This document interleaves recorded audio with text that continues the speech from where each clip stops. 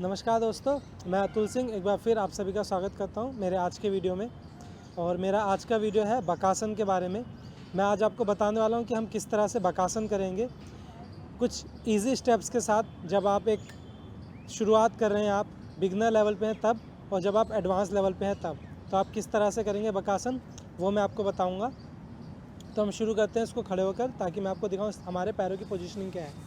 Okay, तो आपको एक चीज़ ध्यान में रखनी है कि जब आप पोस्चर में जा रहे हैं उससे पहले आपने वार्म अप किया हुआ है। आपकी बॉडी पूरी तरह से वार्म होनी चाहिए, क्योंकि अगर आप एकदम से पोस्चर में जाएंगे तो कई बार आपको क्रैम्पिंग वगैरह, स्ट्रेन वगैरह आ सकते हैं आपकी मसल्स में।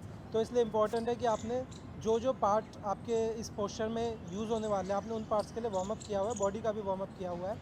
तो उसके लिए आपको जैसे कुछ रिस्ट रोटेशंस वगैरह हैं, आप रिस्ट की मूवमेंट कर सकते हैं, क्योंकि आप रिस्ट को यूज़ करने वाले हैं इस पोस्चर में। तो कुछ रिस्ट की मूवमेंट ले लीजिए, और शोल्डर की रोटेशंस।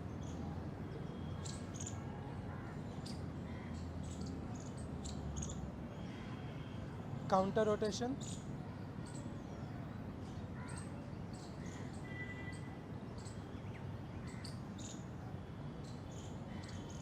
ओके, दोनों आर्म्स की रोटेशंस।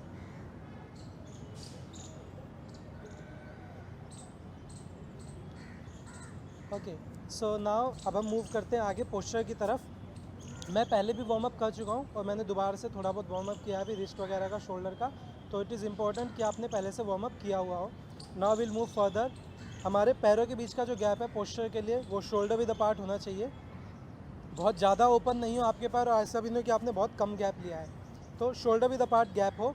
उसके बाद आपको पोजीशन लेनी है, पैरों का गैप लिया, उसके बाद फॉरवर्ड जाना है। आप नीज़ को बेंड कर सकते हैं, अपनी फिंगर्स को ओपन कीजिएगा फॉर बेटर ग्रिपिंग। हाथों को प्लेस करना है अपने पंजों के साथ में, बहुत दूर मत प्लेस कीजिएगा, just place it in front of your foot. और ये बिगिनर्स के लिए है। अभी की बिगिनर अगर आप हैं तो आप कैसे करेंगे, तो आपने हाथों को प्लेस किया और उसके बाद आपको अपनी एल्बोज़ बेंड करनी है, और नी आपके ऑलरेडी बेंड है इस तरह से। अब इस पोजीशन में आप अपनी हील्स को उठाएंगे और आपको कोशिश करनी है कि आप अपने नीज़ को अपनी आर्मपिट तक पहुंचाएं, और जो आपका शिन रीजन है वो आपके लगभग ट्राइसेप के पास आता है। तो आपको अपने हाथों को प्लेस करना है, एंड देन अपनी हील्स को रेज़ कीजिए इस पोजीशन में। अब मेरे जो नी है, आप देखेंगे नी आर्मपिट के पास जा रहा है, और जो मेरा शिन रीजन है वो मेरी ट्राइसेप के पास आ रहा है। तो इसको इस तरह से प्लेस करने के बाद अब आपको फिंगर्स की ग्रिपिंग लेकर बॉडी को आगे की ओर शिफ्ट करना है, बॉडी वेट हल्का हल्का आराम से। जब आपको लगे आप बॉडी वेट शिफ्ट नहीं कर सकते हैं, तो आप अपना एक पैर उठाइए और उसको होल्ड कीजिए। इस पोजीशन में इम्पॉर्टेंट ये है कि जब तक आपका बॉडी बैलेंस बनने नहीं लगे अच्छे से आपके हाथों पर, आप तब तक सिर्फ एक पैर पे होल्ड करने की कोशिश करें, और जब धीरे धीरे आपका बैलेंस बनने लगे तब आप दूसरा पैर उठाएं और तब पोस्चर में जाए। किस तरह से हम इस पोजीशन में थे, एक पैर को उठाया था। अब जब मेरा बैलेंस बनने लगा है, मेरे आर्म्स मेरा बॉडी वेट लेने लगे हैं, उसके बाद मुझे धीरे से दूसरा पैर उठाना है, और दोनों पंजों बाहर की तरफ, हेड को हल्का सा आप उठाइए और पोस्चर को होल्ड कीजिए। फिर आराम से वापस। तो ये जो पोस्चर था ये बिगिनर के लिए था कि बिगिनर को किस तरह से करना है। आप चाहें तो आप इसको वॉल की हेल्प से कर सकते हैं, या आप ब्रिक्स का भी यूज़ इसमें कर सकते हैं।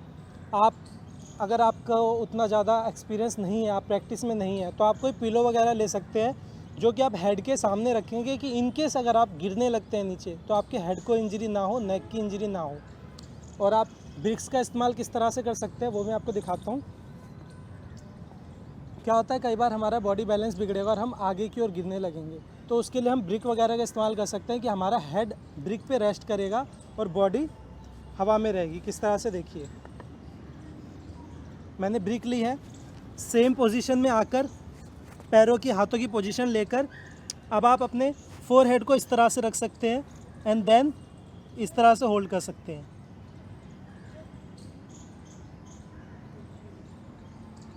और फिर वापस। जब आपका वेट धीरे धीरे शिफ्ट होने लगेगा, आपकी बॉडी बैलेंस करने लगेगी, तब आप ब्रिक्स को हटा सकते हैं धीरे धीरे, और इन चीज़ों को आप कर सकते हैं।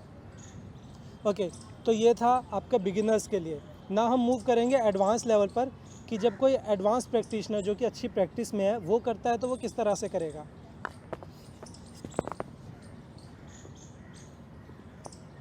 अब चाहे आप एडवांस लेवल के प्रैक्टिशनर हैं या फिर आप बिगिनर प्रैक्टिशनर हैं, आपको ये ध्यान रखना है कि जो पोजीशनिंग है, जाने का तरीका, जो बेसिक्स हैं वो सेम है सबके लिए। वार्म अप करना और पैरों की पोजीशन, हाथों की पोजीशन सेम है, बस करने का तरीका और पोस्चर में जाने का तरीका चेंज होता है। किस तरह से? सेम वे में खड़ा होना है, पैरों का गैप, हाथों को रखा। अब इस बार आप अपने हाथों को बेंड करने की जगह अपने आर्म को पूरा स्ट्रेट रखेंगे। इस तरह से फिंगर्स अपार्ट करके प्लेस किया, हील को उठाया, आपके नी गए आपके आर्मपिट में, और ग्रिपिंग करने के बाद अब हाथों को सीधा रखते हुए बॉडी को आगे शिफ्ट करना है, और फिर एक पैर अप और दूसरा।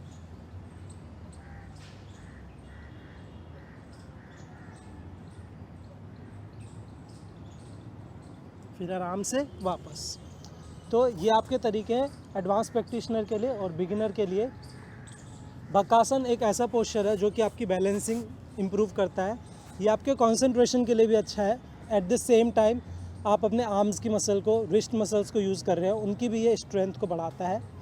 और एट द सेम टाइम ऐसा नहीं है सिर्फ हाथों पे या बैलेंसिंग ही दे रहा है, आप अपने एब्स को भी यूज़ करते हैं, अपनी कोर मसल्स को भी यूज़ कर रहे होते हैं, क्योंकि वहाँ पर पोस्चर में बॉडी को होल्ड करने के लिए आपको अपने पूरे शरीर की एनर्जी यूज़ करनी होती है।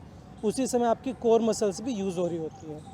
तो इस पोस्चर की प्रैक्टिस से आप अपना स्टेमिना, स्ट्रेंथ को भी इंक्रीज़ कर सकते हैं आर्म्स की, और अपनी रिस्ट की फ्लेक्सिबिलिटी को भी इंक्रीज़ कर सकते हैं। पोस्चर को करने के बाद अगर आपके हाथों में पेन होता है तो आप फिर से रिस्ट की मूवमेंट्स वगैरह कर सकते हैं, ताकि थोड़ा सा आपको रिलीफ मिले, और उसके बाद फिर रेस्ट कीजिएगा और फिर से प्रैक्टिस। आज की वीडियो में इतना ही, मिलते हैं हम फिर से। नमस्ते। यदि आपको मेरा वीडियो पसंद आया तो इसको लाइक और शेयर कीजिए, और यदि आपका कोई सवाल है तो आप उसको कमेंट बॉक्स में लिख सकते हैं। मैं आपको जल्दी से जल्दी उसका जवाब देने की कोशिश करूंगा। और इसी तरह के और वीडियोस और कंटेंट को देखने के लिए मेरे चैनल को सब्सक्राइब करना ना भूलें। नमस्ते।